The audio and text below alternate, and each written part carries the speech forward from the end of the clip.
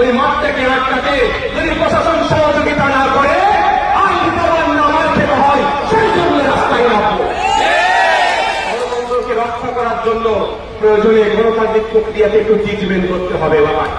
বুঝতে পেরেছেন কি বলছি?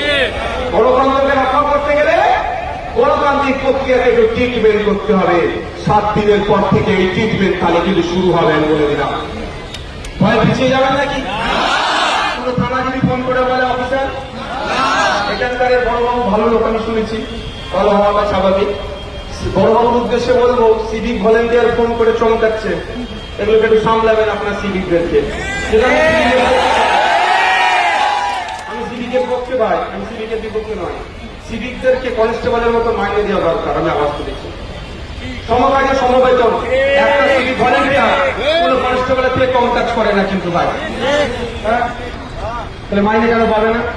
কিন্তু যে সিভিক যদি মনে করে ধমকাবো চমকাবো, ও তোমার ধমকানো চমকানে রাখো বাবা।